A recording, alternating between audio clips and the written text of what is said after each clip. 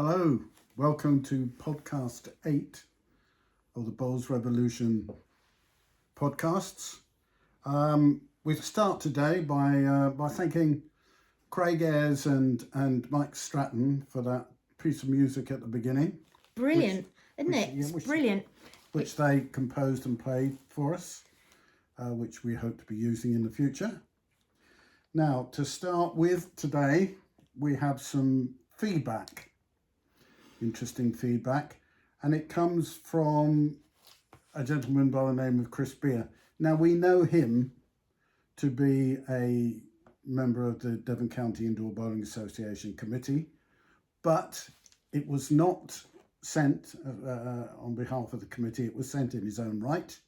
So we're going to treat this as an individual asking about asking about what we were talking about in the last podcast, which was whether or not the county organisations could do more to help bowls along. Now, looking at if you go to the site, the YouTube channel, you will find that Mr. Beer sent a comment on, and it said, I'm looking it up now, how can a county like Devon achieve this? We were talking about the Olympics and what county or any association could do to help. It's been quite a. Sorry, I was looking it up on YouTube just to see the reply, but I should have turned the sound down. You're doing so well. And the BBC have glitches like this. The BBC, Laura Koonsberg, she has glitches. No, I've lost my thread. No, you just doing... Yeah, are you going to look it up then? Yeah, I'm going to look it up. Look it up, and you can read it verbatim. And he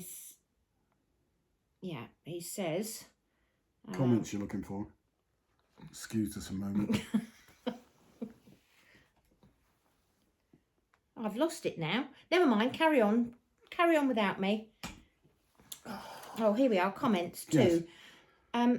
How can the county like Devon achieve this when the Commonwealth Games can't get into the Olympics? Well, that was the whole idea of the podcast, wasn't it? But we've had a reply. We've had a reply.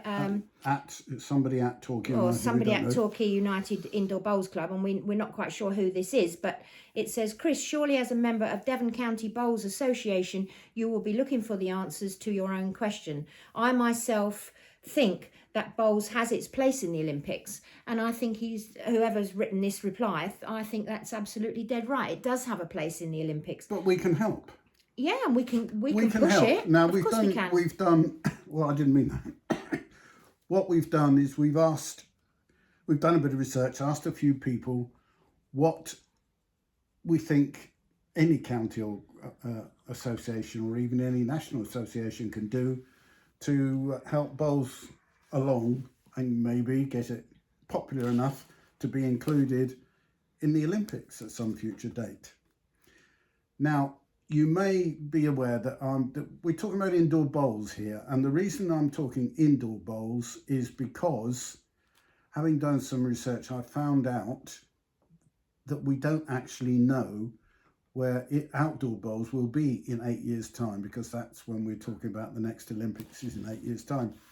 Having looked at certain information, I've got information that from 2010 we've lost one bowls club a week outdoors, mostly outdoors, due to the council not supplying any money anymore. They refuse to back it.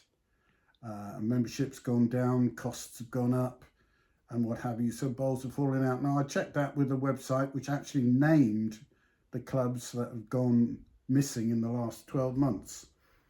There are 51 of them that are either officially closed or not responding to communication. 51? 51. That's countrywide? That's countrywide. Yeah, includes Wales as well. 3 of those were indoor clubs. 2 of those I know for certain were 3 rinkers, and one of them was, for someone in this area that we're in, was Axminster, which I didn't know had closed. But the point is, we're concentrating on indoor because if we do manage to get it into the Olympics in 8 years' time, although Australian greens are just as quick as our own indoor ones, in the future it might be a place that doesn't do bowls, and they would have to build a facility which is reasonably cheap compared with what they do put up in order to have the Olympics in. This all started some years ago when local authorities decided that they weren't going to give us greenkeepers anymore. They cut down on expenses, didn't Exactly. they? So greens were handed to the members, and of course then God bless their hearts, they were so well-meaning, and they had to learn. It was a steep learning curve because you had a lot of volunteers and amateurs really learning a job that professionals were doing in the first place. So and I don't think really I think whoever the greenkeepers are, they're doing a grand job. Don't think I'm having a go at the greenkeepers. I'm not. But, it was never going to work, was it really? No, it's not, because inevitably they treat them like lawns and they're sports pitches for them. Yeah. So so the greens have got heavier. That's yeah, where they we're have coming got from. heavier. A They lot have got heavier. heavier. So consequently, life isn't quite so simple, especially for us old people. And not only that, with the cost of maintaining the greens, it puts a hell of a lot of pressure on some of these little clubs. Indeed, the costs of materials are prohibitive. Prohibitive. That's the word. Big word What for you. I'm I'll have to looking look that one up later. So what we've got to do then is we've got to start promoting it, haven't we? We've got to start promoting indoor bowls. The general consensus is we've got a short-term solution of things that county associations can do. Short-term, medium-term and a long-term solution. Now the short-term, do you want to take this one on? Well, I think we should galvanise the local clubs into perhaps starting a petition. I mean, with the amount of clubs in our local area, if each club just had 100 signatures, and you've got more people in clubs than 100, we'd generate, if just 100 people signed each petition in each club, that would generate over 1,000 signatures. Yeah. And that, to our county, I say let's start to galvanise ourselves. Excuse me. Carry on without me. Hello. Yes, we're very popular, so unfortunately we tend to get interrupted. But that's what happens with normal conversations. Now, yeah, there's a lot of other things here. Get county. Hoax. Pardon me.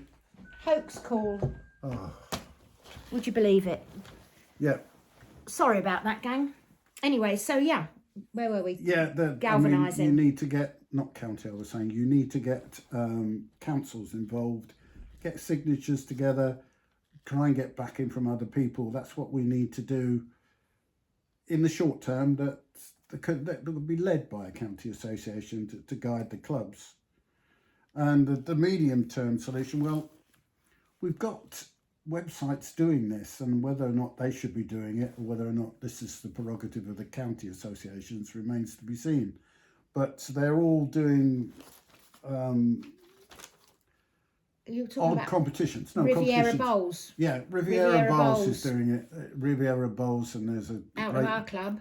I think up in Manchester area is the Great British Bowls or something. They're doing something.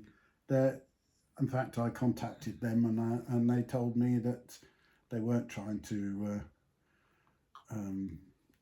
usurp the IBA. They were just doing something different. And I really think that's what we need to do. But one of the criteria is we need to have a lot of more younger players playing in the bowls clubs, and some innovative competitions and formats and all the rest of it is something that can come from the county. So Yeah, and also we need to get into the schools. We need to get into organisations like Help for Heroes, the RNID, and Invictus. Let's see if we can get into into things like that.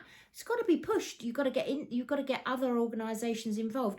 What we're just doing at the moment is just we're stagnating. Well, that's the third thing really, is to contact the associations that help the heroes, RNID, Invictus, schools. Right. Yeah, well, you could do, but they but get into schools. There is a lot that can be done to move There things is a lot. along.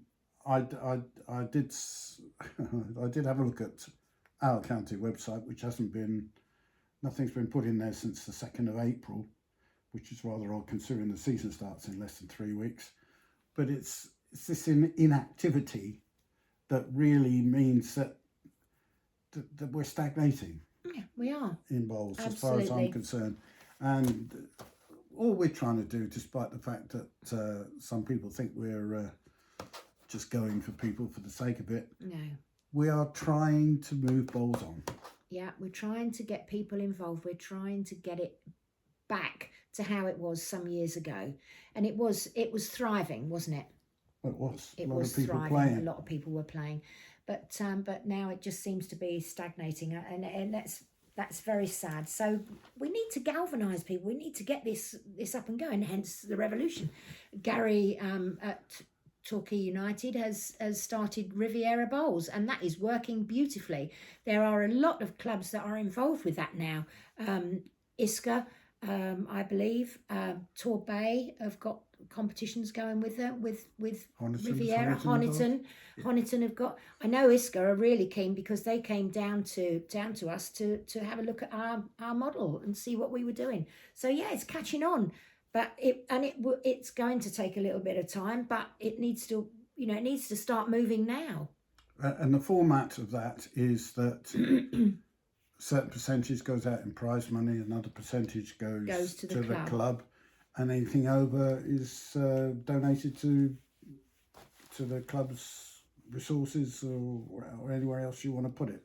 But there isn't much, and nobody's taking any money out of it. It's a non-profit organisation, yeah. Non-profit organisation. Oh right, so there we go. That's pretty good. If we can just get people galvanised to do that, brilliant. Yes, that's what we need to do. So, I think that's all we need to say today. There are for next week. Well, the questions maybe that you should be asking, the delegates should be asking and I will mention the words, Devon County Indoor Bowling Association AGM on September the 26th at Plymouth. Give you an idea of some of the questions you should be asking then. Maybe that's one of the things. And we need to finally say, I always have to, I'd like to put this nicely, you see. You're a good lad, really. You're a good lad. Put your glasses on, or do you want to borrow mine? Here you go. These were yours. Yes, original music, written and performed by Craig Ayres and Mike Stratton.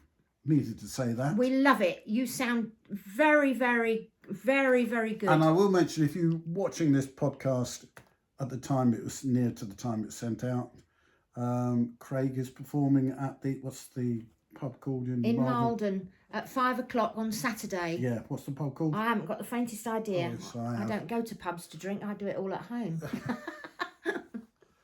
Anyway, that's that. So it remains only to say, cheers. May you never rust. That's right. Cheers, everyone.